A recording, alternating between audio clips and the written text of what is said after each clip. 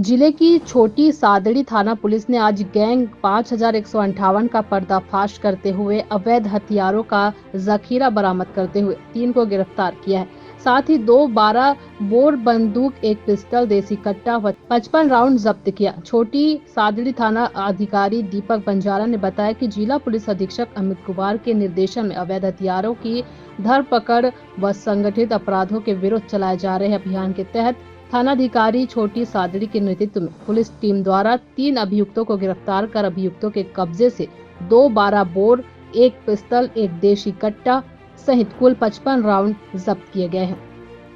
आज रात्रि को हमारी पुलिस टीम छोटी सादड़ी की उसने एक बहुत ही इफेक्टिव कार्रवाई की।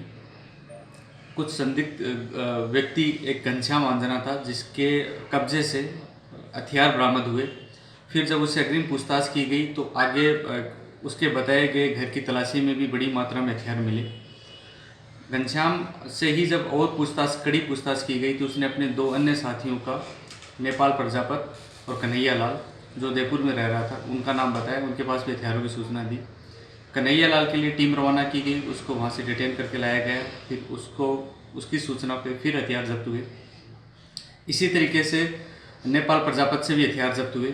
इन तीनों लोगों से 12 बोर बंदूक 24 राउंड के साथ, एक पिस्टल 12 राउंड के साथ, एक देसी कट्टा 19 राउंड के साथ, इस तरह कुल 4 हथियार और 55 राउंड जब्त हुए। ये एक गैंग के रूप में कार्य करते हैं, जिस गैंग को इन्होंने स्थानीय भाषा में 5158 का नाम दे रखा है।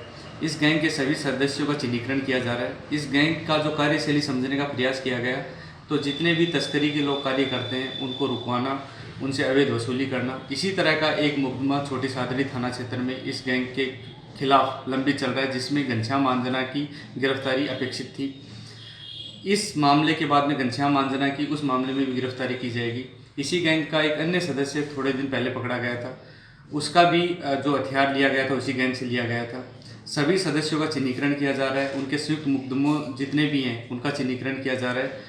टेक्निकल डाटा के आधार पे ये लोग किस तरह अपराध करते हैं, किन किन लोगों से वसूली करते हैं, इनके अकाउंट विश्लेषण, वो सारी जानकारी प्राप्त की जा रही है। जो मामला लंबित चल रहा है, जिसमें इन्होंने अवैध वसूली की तस्करों को रोककर, उसमें जितने भी वांछित मुलजिम हैं उनकी शीघ्र गिरफ्तारी के प्रयास किए जाएंगे।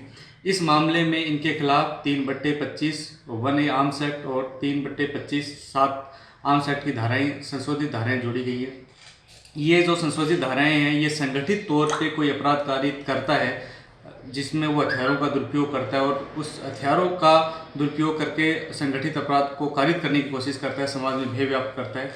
उस गैंग के सदस्यों की पहचान करके उन पर संशोधित धारा का इस्तेमाल किया जाता है। तकनीकी रूप से हम इस केस को मजबूत बनाने के प्रयास करेंगे। ये भी कोशिश करेंगे कि इस गैंग के बाकी सदस्यों पर कड़ी कार्रवाई हो, ताकि इस तरह ये भय व्याप्त करके आपराधिक गतिविधियों को अंजाम नहीं दे पाए।